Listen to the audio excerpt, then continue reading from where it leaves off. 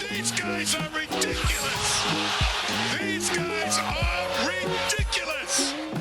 Now, how about them damn Celtics? And we are back with another How About Them Celtics video. Sam and I are here recording on Sunday, June 2nd, and we're talking about, you guessed it, Celtics, Mavericks, NBA Finals. We got a huge gap in between games. That said, we're slowly inching towards Game 1. Thursday, June 6th is when it kicks off, and today we're talking about 10 keys to the Celtics beating the Mavericks in the NBA Finals. Sam and I are going to go back and forth. We're going to chat a little bit, and we're going to give the 10 keys that we have cumulatively come up with, 5 and 5. Do you want to start, Sam?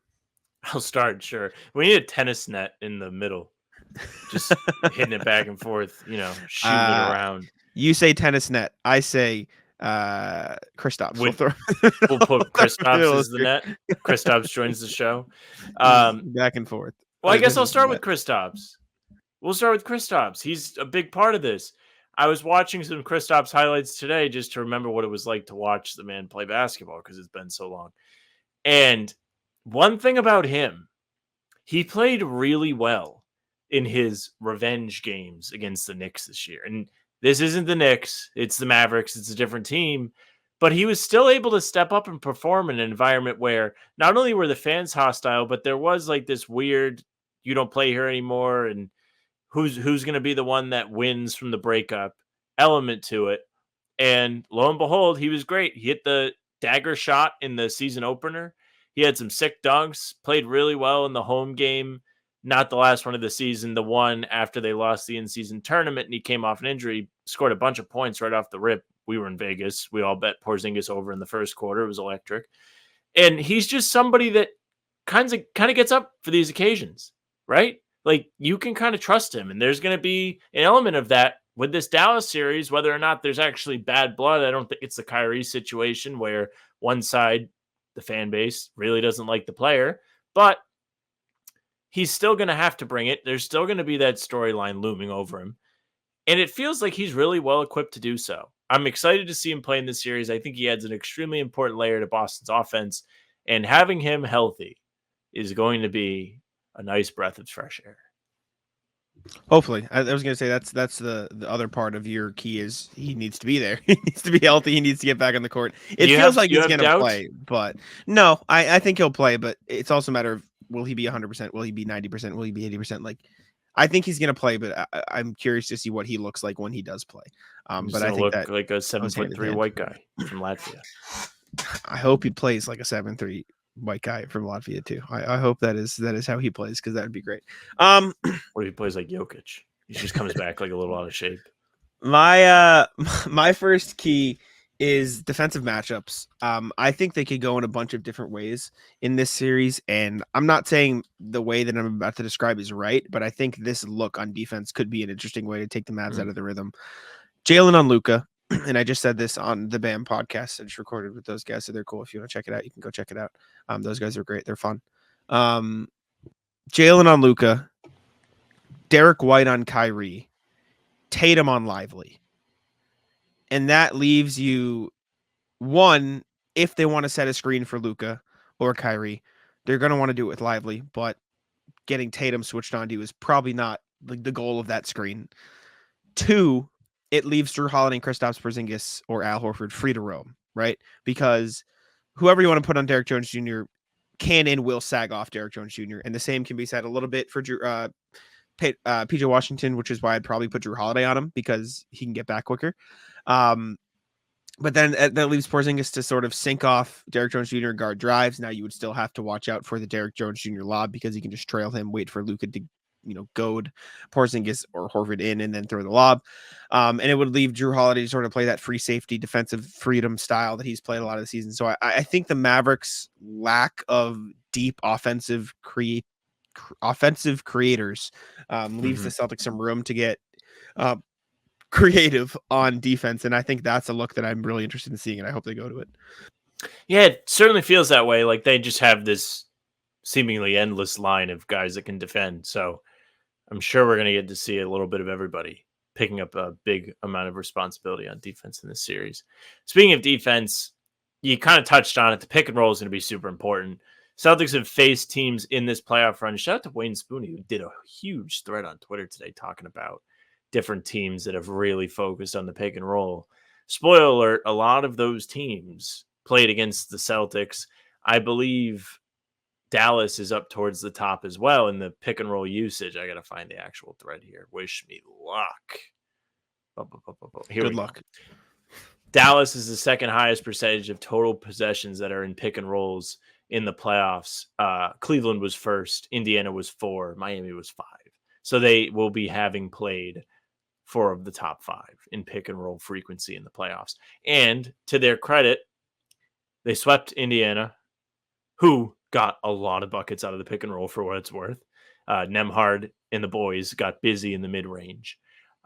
Both Cleveland and Miami kind of plucked the game away from the Celtics because of how well they played in the pick and roll. That Miami game too, Tyler Hero got going right off of those illegal BAM screens that we all love. And Donovan Mitchell was able to cook, mainly because they were just going after Horford, who didn't seem to have it for the first half of that series. But overall, they're not losing a ton of games despite playing these teams who are just spamming pick and roll. So if they're able to just be average at defending it, which I'm sure they've been just fine, they're going to be fine in the series. That's Dallas's main usage or main focus on offense. And they've had plenty of practice, so they should be just fine. Yeah, they've gotten picked on at times. I haven't loved the drop defense all the time, but ironically enough, I think the drop defense could look better in the series because of the lobs and stuff you can take away. Like the other point I made this again on the BAM podcast that I just went on that probably be out soon. Like if you live with Luka and Kyrie mid-range shots, what percentage are you like? If I had asked you what's an acceptable percentage of those mid-range shots that you're willing to live with Kyrie and Luka making in the pick and roll, like they coming in, hitting those floaters, those middies, like what is an okay percentage that you're like, okay, I'm happy with this, like the, or give me that number. And then what do you think they will shoot on those, like in your worst, like disaster nightmare? But like, I got no idea what they're actually going to shoot, but I'm like sitting around like 46, 47%. Right. That's and like that's where probably I around, want yeah, that. Like that's like my limit. Because once you get past that, they're getting into the territory of scoring more often than not in that situation. And when you're trying to control the momentum in a game, I know we've talked about math in the past, and I'm understanding of 3 being more than 2. But when you are not able to get stops, it puts a lot of added pressure on the offense. And the Celtics did a good job handling pressure on offense late in the games in the Pacers series, but throughout the season, they haven't been great at handling pressure. But the improvement was recent. So if you want to do recency bias, go for it.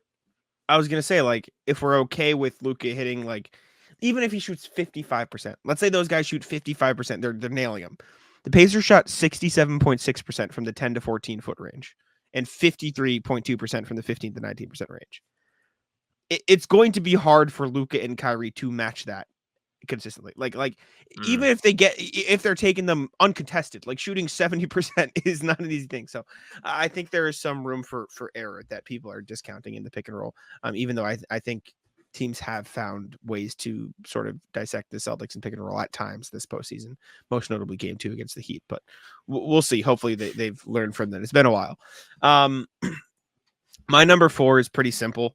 It's please don't take stupid shots. Don't get baited into taking stupid shots. That's a theme that we've seen a lot from the Celtics in past years. We haven't seen it as much this year, but too often have you seen, Jason Tatum will get a smaller guard on him and he'll take a turnaround midi. You'll see Jalen do the same thing. Like they just won't attack to the fullest extent. And I think maybe there was a part of it up to this point that was like, okay, we don't need to go 100%, 100 million miles an hour every single time. Now you do. Now it's the NBA Finals. You need to exert all of the energy you have left after this playoff run. And no more Andrew Nemhard on you. I'm going to take a turnaround midi. No more I have Tyler Hero on me. Let me step back, fade away baseline. No, go through them, work through the teeth of the defense and make a play from there or go up for a layup. Like there is no more time for, stupid shots here and there. The pull-up threes are going to happen. You're going to see a side step, step back 3, whatever, or 2, whatever. I get those a little bit more because there's space. It's the ones where you so clearly can get through the smaller defender and post up and get closer to the rim, and they don't. That's the one where I'm like, okay, we can definitely work a little bit harder here. Nothing worse than seeing that first between the legs dribble from Tatum. You just know it's coming. The Jaws theme starts to play, but the Sharks coming after me and not the other team. Prize Picks is America's #1 fantasy sports app with more than 3 million members. It is the easiest and most exciting way to get in on the action while you watch your favorite sports and players. You just pick more or less on 2 or more player stats and watch all the winnings roll in. You can now win up to 100 times your money on Prize Picks with as little as 4 correct picks. You can turn $10 into 1,000 with basketball, hockey, college basketball entries today on Prize Picks, America's #1 fantasy sports app. One of our favorite picks here at the How About Them Celtics podcast is the Drew Holiday blocks. It's usually 0.5. He just needs more than 0.5 blocks. That means 1 Drew Holiday block. And that pick is in the bag. Prize Picks is really simple to play. I can make my picks and submit my entry in less than 60 seconds. Download the app today and use code CLNS for a first deposit match up to $100. Again, download the app today and use code CLNS for a first deposit match up to $100. Pick more, pick less. It's that easy. Third key from me. Please rebound. When you get stops playing against some of the most talented offensive players in NBA history in Luka and Kyrie, for fuck's sake, just get the fucking rebound, will you? This Pacers series was a prime example of how frustrating it can be to watch when you're finally getting a hot team to miss, not find the bottom of the net, yet the ball seems to find somebody's hands wearing that color jersey.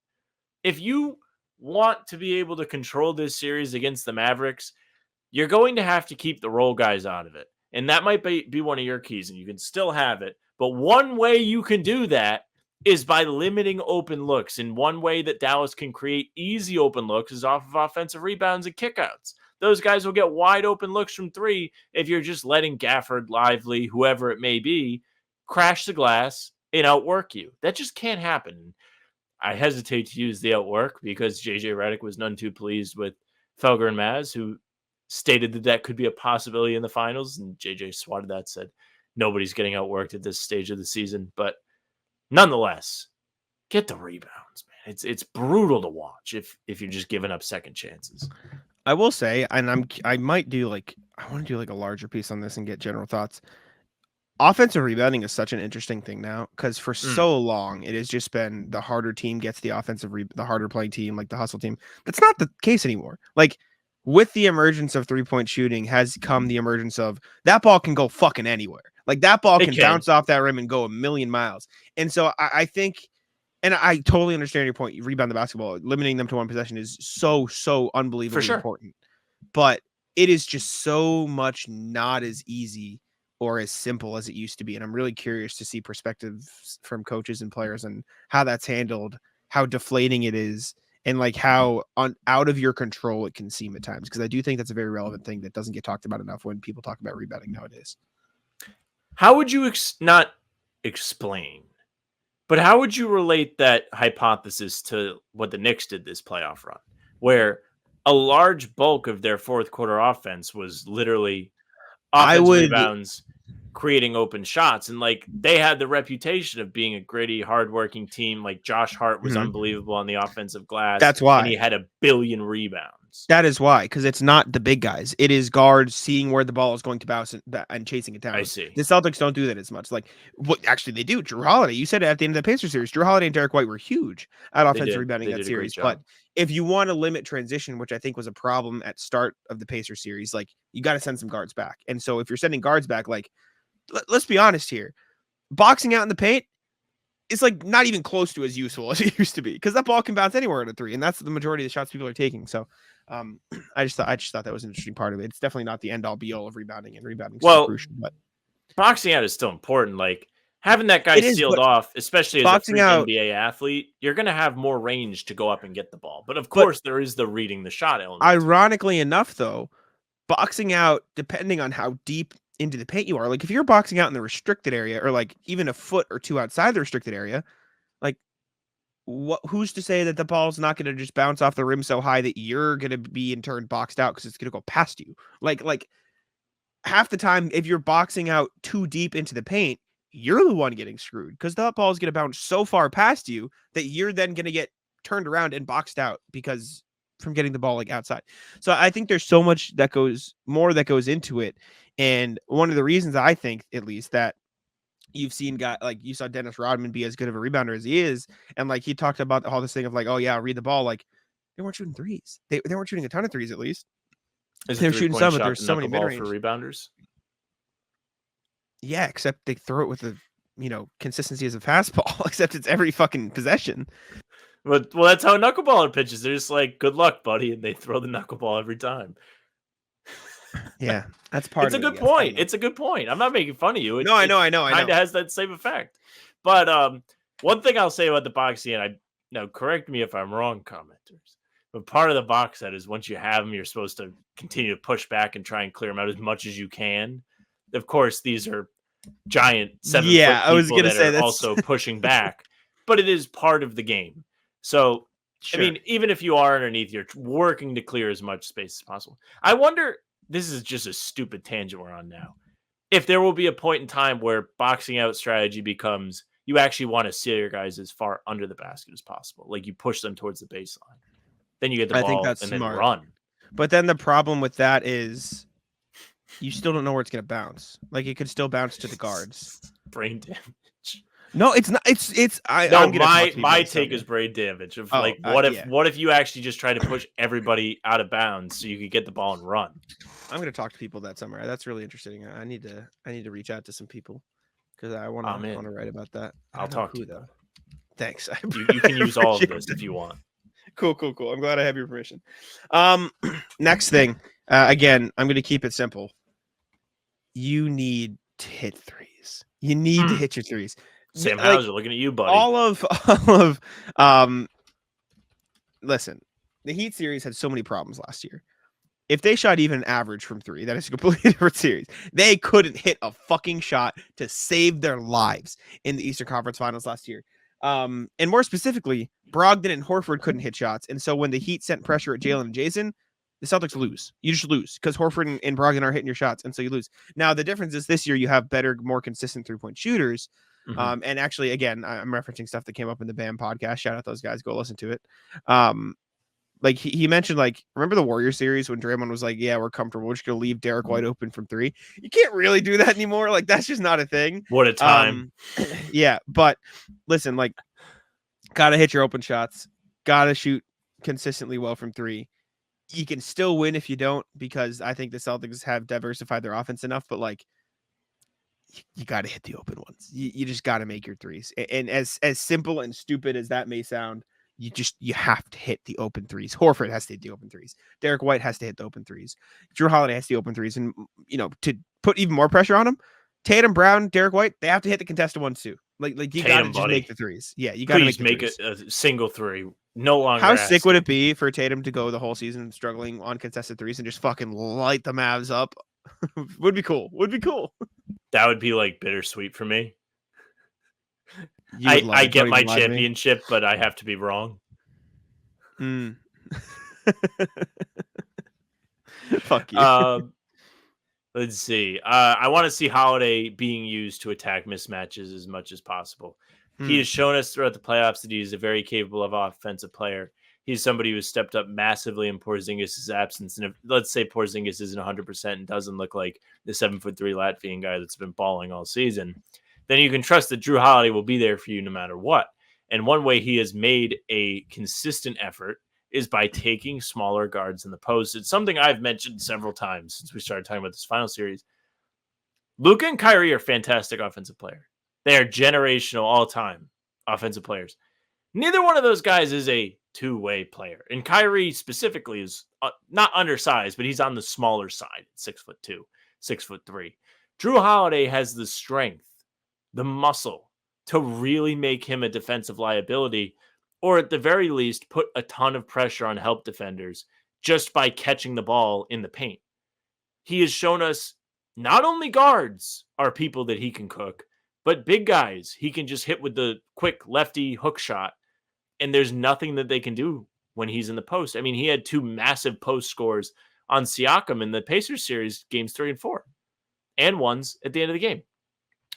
He is somebody that I trust so much. He's been in the finals. He has been a rock for this team, especially in the later playoff rounds. If you ask him to go out there and take care of this and make Irving as much of a defensive liability as possible, that's not nothing. And also making him work in a strenuous way like the post is also not nothing. That's a lot of energy he's going to have to expend to even try and keep Holiday from getting extra space on him.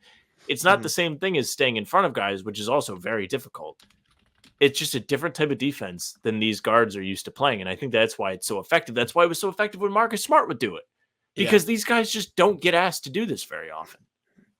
Drew's been so good in the post. You got to go to it. I agree. I mean, he was great in that Indy series. I mean, he was posting up Obi Toppin and Siakam in that Indy series. Like Yeah, it it didn't he matter. Can body the guys. He can. I think body he had guys a couple buckets literally on Miles Turner. I could be wrong. It wasn't just the little guys. I trust him. I'm gonna half copy you here. You have to make Kyrie and Luka work on defense. Yep. Like this is everything you've built this offense to be. You've built this offense to hunt mismatches. You've hunted mismatches all season.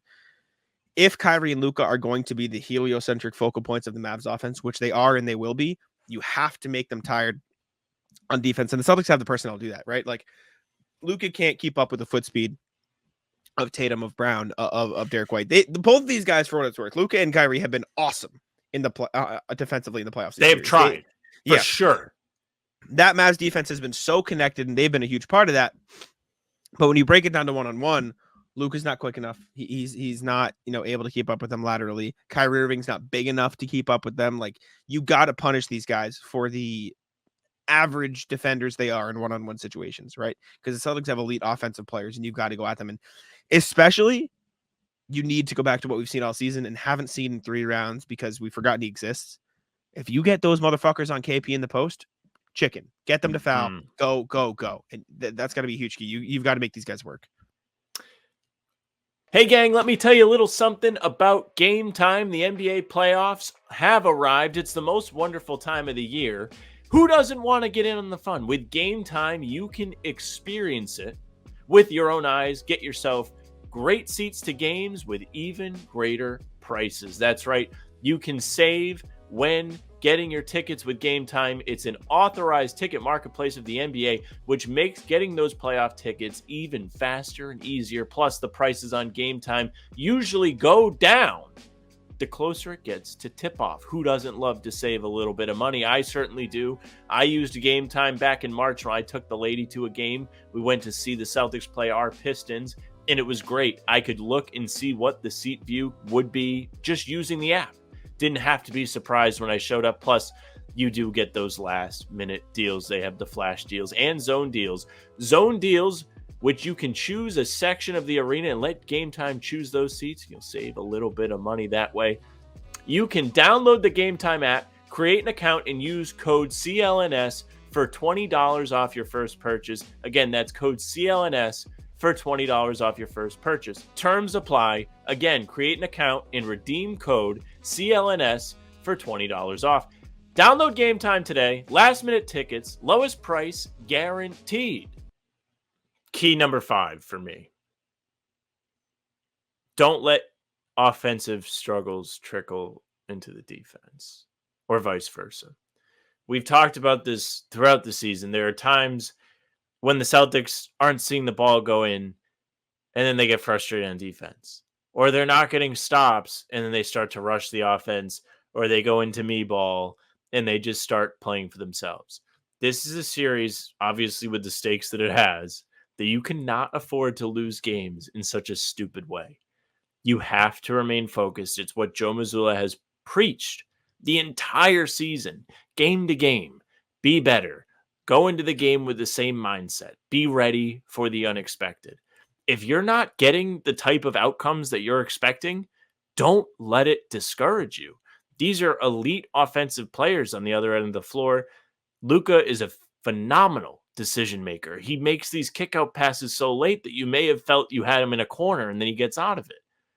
You cannot let back-breaking shots actually break your back. You actually have to have an iron back, wear a back brace, whatever you may need to do. Get a turtle shell. Turtle. I don't care. I was just gonna say that. It's really scary. Yeah, I was just about to say turtle shell. Jinx. I will say, and we talked about this on the pod with Joe. Like, there is an element to it where bad offense just naturally affects your defense. Like in terms of you can't get back, the mismatches, like we saw with Siakam on Derek White. Like there's stuff like that. But in terms of the intensity to energy, I think that you hit the nail on the head. Like you cannot let that specifically. Bonus is the affect. refs don't let them affect you either. If you're Porzingis or Tatum specifically, those are two guys that it feels like there are times they just don't get calls that they should get. In the second half of the season, we saw a lot of the little sweep through Porzingis fouls stop getting called, and he kind of struggled a bit. Don't let that affect you in this series. Tatum, he's gotten his fair share of free throws in this playoff run, which is great. But when he's not getting those calls, he can't mope. He can't get into the funk that he got in, what was it, game 1? Or game 2, rather? What was the fucking game that we were like, he didn't do shit? When it was game 2 because Jalen had 40. 2. Yeah, you can't let that happen. Last one, and before I say this last one, it goes without saying, Tatum needs to play well. Jalen needs to play well. They need to play with intensity. They need to play with energy. This is the finals. All of that goes without saying. So there's not even like, I'm not going to spend one key. Jason Tatum needs to hit shots. No shit. Jason Tatum, like, no CT right? ball, please. All of that. But the final key for me, Derek White. Give the man the fucking ball. Give Derek White the ball. That is the key to the finals for me. Like in clutch time throughout the game, Derek White needs to be initiating the Celtics offense. Tatum's going to have the ball plenty, of course, because he's Jason Tatum. Jalen Brown's going to have the ball plenty, of course. But not only is Derek White perhaps the best offensive initiator on this team, Kyrie Irving is going to be guarding Derek White. You can see it. Like the tea leaves, whatever fucking you want to read. Like defensive matchups are probably going to be Derek Jones Jr. on Jason Tatum. You're going to have PJ Washington or Luka on Jalen Brown. You're going to have the other one on Drew Holiday. You're going to have the big on KP. And then that's going to leave Kyrie to guard Derek White. Because Kyrie, frankly, probably can't guard anybody else on the floor because he's going to get posted up by Drew Holiday. He's going to get posted up by Jalen Brown. That's not a knock on Kyrie. He's just small. Like it's just, he just is. And so if you're putting Derek White in the action and you set a screen with Jalen Brown, not only is Derek White going to be able to facilitate that or attack the big or attack Luka or get a first step, if they switch, they're going to be able to just pass the ball back to whoever Kyrie gets on. So it's not only a way to attack Luka Doncic and Kyrie Irving, or Kyrie Irving in this case in particular, but Derek White is also just the best facilitator, the best playmaker you have on the team. And as we've outlined for the entire season, all the way back to when we did the D White KP video, which hopefully we get to see more of in the series too. Yeah, perfect time. Lethal. Get Kyrie in a switch. Give Derek White the ball. Derek White is the best offense. Everything he does leads to good things. That's my last thing. Bonus key. Wear the right fucking jerseys, please. Motherfucker, dude, I can't. White at home. You're in control of what you wear at the Garden. I know the Mavs love those stupid alternate navy blues when they're at home, so you're probably gonna end up in white, but please. It's too important to fuck around. We'll see. I wonder if it's already up on Locker Vision. Should I don't want to know. I won't tell you. It's too much fun when I get to go on Twitter and tweet memes. Okay, it's not up yet. I don't even want to look because then I don't want to have to hide it from you, knowing if you'll be upset or not. Anyways, all right. We'll wrap there. Appreciate y'all for tuning in. Leave a like. Let us know. I'll recap them. Our 10 keys, I wrote it down here. Kristaps revenge games, or just Kristaps in general. Unique defensive series. Unique defensive matchups. Defending the pick and roll. Don't settle for bad shots. Rebound the ball. Hit your threes. Drew Holiday attacking mismatches. Attack Luka Doncic and Kyrie. Don't let offensive struggles affect defense, and then give Derek White the ball. That's our 10 things. Obviously, there's more general things to it, like Tatum and Brown and all that good stuff, but those are the 10 things kind of in between broad and niche that we'll rock with. So appreciate y'all for tuning in. Leave a like. Let us know what your keys are in the comments. Subscribe, and I'll let Sam wrap it up. Yeah, thank you very much for watching. Make sure you subscribe to the channel, like Jack said. Hit the bell so you don't miss any of our daily uploads, new content at 5 a.m. daily. We've got these other videos. So used to it being a Potter game recap. I don't know what to do with myself. These other videos fill the gaps between our pods, which drop Tuesday, Thursday, and Sunday, or game recaps, which come the morning after each game. We've got a ton of content coming for you ahead of the finals, trying to keep everybody fed. Nobody should be starving for content this time of year. We also have streams. Talking Seas is live Monday, Wednesday, and Friday mornings tentatively. Don't know about this morning. I'm sure we'll figure it out. Will the Celtics be like, hey, actually not doing Talking Seas? We're going to find out. No, there's no practice. There's no media availability tomorrow. Oh, are we back? I'm gonna double check, but I don't think they have anything. They didn't have anything today. And I don't think feel they like I have just anything watched today. Big Poppy hit a grand Nothing. slam to tie the world, the ALCS. Nothing tomorrow. Oh my goodness, what a day! 11. All right, so we'll be back. We can do 11. Do 11. Yeah, I can sleep in. And we'll have Celtics Roundtable hopefully Tuesday at 6 p.m. Don't know about everyone's schedule, but I will probably message, or you can message whoever wants to message, and figure out what we're going to do with that. And then Jack and I are here live, half hour before every single game for pre-games. Ton of fun. It's a bunch of nonsense, nice and loose before big games. Only like a few more left. We're almost done with pre-games. They're going to be gone in a week. I know. That's crazy. I hope not. Well, I hope so. Well, maybe I do hope. I don't know. Yeah, I was going to say, I hope they're gone in a week in the right I way. saw, you know what? I saw a Reddit post today from, I forget, I think it was a Heat fan that came in the Celtics thing and was like, I actually like respect you guys, blah, blah, blah. You guys like are very knowledgeable. I'm wishing for a very fun 7-game series. No, go fuck yourself. Nobody wants to see that on this end. I don't want to see that. Not on this end. Yeah. You know what I want to see? A sweep. Stressless sweep. Would be cool. Yeah, I'll say sweep. You want them to finish it at TD Garden. I get it. I want them. But back to the actual plugs. Spotify and Apple, we are there too. So if you want the audio versions of pods and game recaps, those will go there for you. You can find them in your feed if you give us a follow and leave a 5-star review on Apple. We would appreciate that very, very much. You can email us, hbtcpod@gmail.com. I'm sure you have some keys of your own to a finals win. So send those our way. We're recording later today as you're hearing this. So we want to make sure we hear from you guys. You guys are a big part of what we do. You can find our socials at How About Them C's, Twitter, Instagram, and TikTok. The Facebook is just the name of the podcast. Our streams are there. They're on YouTube. They're on Twitter. Jack's Twitter is at JackSmallNBA. Mine is at Sam LaFrance NBA. That's it for us. Bye.